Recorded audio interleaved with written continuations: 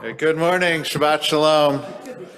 So before I begin what I prepared today, I wanted to mention that Rabbi Harold Kushner passed away. And he was truly a great rabbi in so many ways. You may have heard of him from his first book, When Bad Things Happen to Good People. A lot of people think that it was Why Bad Things Happen. The book is actually called When Bad Things Happen to Good People. And I was very privileged to meet him once with a group of rabbis. He was very kind. And he was on a speaking tour, and he asked us to speak with the local rabbis. And I want to share a story that he shared with us, and it's about Sidney Luckman. Sid Luckman, who was the quarterback for the Chicago Bears way back when, but Hall of Fame quarterback. And his parents were immigrants from Europe, and like most immigrants, worked very, very hard, and they didn't have a chance really to see him play. They didn't really know what football was. So he invites them to come to a game, and the first half is going really well. He's a very good quarterback, very mobile. Second half is not going well. He's getting schmeiced and tackled and beaten down, and all of a sudden there's a voice from the stands, and it's his mother saying, "Sidney, give them the ball, we'll just buy you a new one."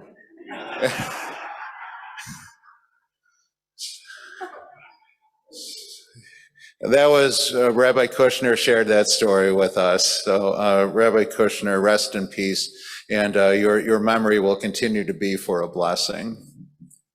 So what I did want to talk about is I started looking up the phrase, "In God we trust."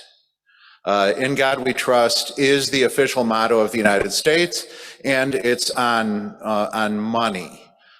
If you're under 40, let me explain what money. It's on coins and dollar bills. It's not on Venmo or credit cards or anything like that. But the history of it being the motto of our country, I found was actually very interesting. It's only been officially our motto since the 1950s, and only during the Eisenhower administration. There was a concern about the Soviet Union, who were considered to be godless. There was a concern about religion starting to fade in America, and so that became the motto of the United States under that administration, though the phrase started being used on money in the 1860s. The phrase is a little bit older, but it was during the 1860s, and if you can imagine what was going on in the 1860s in America, so the North started putting "In God we trust" on money, and then the South started putting "In God we trust" on the money as well, each side being completely convinced that God was on their side. And one of the powerful things about Lincoln's second inaugural is that he said God wasn't on anyone's side who's at war. That you have to be humble about it and try to do the right thing. Teddy Roosevelt wanted "In God we trust" taken off money because he was afraid people would use it for illicit purposes. And he thought God's name would be profaned if it was used for gambling or other things like that, but it eventually does make it on. What I found interesting, though, is that what "In God we trust" replaced. Anyone know what the motto of the United States was before the 1950s? E pluribus unum. Out of many, one, which is about the unity of their country, and it changed in the 1950s into "In God we trust." That is a very profound shift. Because as opposed to saying we're all in this together, those who trust in the Lord are the ones who are in it together. But I'm not even sure what that means, and I'm not even sure that it's what God has in mind. First of all, I don't even know what the word God means at any given time in my life. or what it means to you, or how you trust, how you test that, how you validate it. And by the way, I'm not petitioning for the motto to be changed or the money to be changed. I got other stuff to do. I'm just observing that there was a profound shift in our country about religion and about who fits in our country and who doesn't. We got rid of e pluribus unum and we embraced in God we trust. And I think that there is a very profound danger with this obsession over religion as something that excludes others as opposed to including. And we see it in the Torah portion today, where it talks about the two sons of Aaron, of Nadav and Avihu, and it says, Vayaduber Adonai el Moshe acharei mot shnei b'nei Aharon bikarvtam lifnei Adonai veyamutu. God spoke to Moses after the death of the two sons of Aaron when they got too close to God. And this idea of being too close to God as something dangerous, as opposed to something praiseworthy, I think is very profound. And the Torah is very concerned about people getting too close to God. Now, there are a lot of ways to think about this. People being too close to God in the sense they feel like they are God. Not that they are in God's image, but that they are God. Or that they lose themselves, that they have no other identity outside of religion. And without religion, they don't know who they are. There are people who are stricter than God.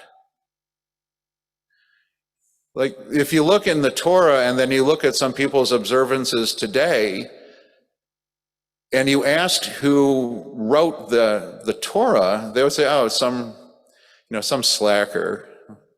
No, that was God and Moses. It says, don't boil a kid in its mother's milk. And we're like, nah, that's not good enough. We're going to go cheeseburger and any other sort of thing. We are stricter than God in some ways. And I'm not sure that the Torah celebrates that. The question is really, what is the right amount of closeness to God? It's not that we should distance ourselves, but what is the right amount? And this is when people talk about that they're spiritual but not religious, I think this is what some of them have in mind, is that they want a level of closeness, but religious fanaticism is pushing them away. It's not that they don't want a spiritual connection, it's not that they don't want a connection with the Jewish people, but they feel that if they are not as strict or as judgmental as others, they really don't fit in. And I think the answer that the Torah gives about kind of the right amount of closeness to God is found in Kiddushim. Acharei Mot and Kiddushim are usually read together, except unless there's a leap year. So Acharei Mot puts out the idea that you can get too close to God and it's dangerous. Kiddushim talks about how do you get close to God. And Kiddushim is the word for holiness, right? Kadosh, Kiddush, Kaddish. And what is very clear in the Torah portion is that the way to get close to God is by taking care of God's creation. The list of things that cause holiness are things like, it's called payah, the corner of your fields. When you reap the harvest of your land, don't reap all the way to the edges of your field or gather the gleanings of your harvest. This is where gleaners got the idea of the food bank that Yad Ezra partners with. V'chirmacha lo ta'olel uferet karmacha lo telakate. Do not pick your vineyard bare or gather the fallen fruit. You shall leave them for the poor, for the stranger. And then it says, Ani Adonai Elohechem. When you do that, then God is God. Right? The only way people know about God on earth is through how we behave. And when we behave in a really judgmental and exclusionary way, then we say that God, that's what God is. When we act in a way that we take care of God's creation, that talks about God as a far more loving and kinder being. It talks about labor relations. You are not allowed to withhold someone's paycheck overnight. You're not allowed to show deference to some people over others. And the last one here is V'ahavta l'recha kamocha. Love your neighbor, love the other as yourself. Then it says, Ani Adonai, I am Adonai. The way that God is holy is the way that we take care of other people. It's not through ritual strictness, it's not through doctrinal fanaticism. Holiness comes through making sure that other people can live with dignity, that can just live in a way that God created us for. That's what it means to be close to God, because otherwise we are just worshiping ourselves. Abraham Twersky, who is a great rabbi and from a very long rabbinic lineage, he said that more people would be religious if religious people acted in a way that was kind and loving and inclusive, that made them happy, that provided for everyone else. He said a religion that shuts out other people is going to be destructive. So Twersky said, if you want people to be religious, act in a way that being religious makes you a better human being. So ultimately, the issue isn't in God we trust, but can we act toward God's creation in a way that God trusts in us? Shabbat Shalom.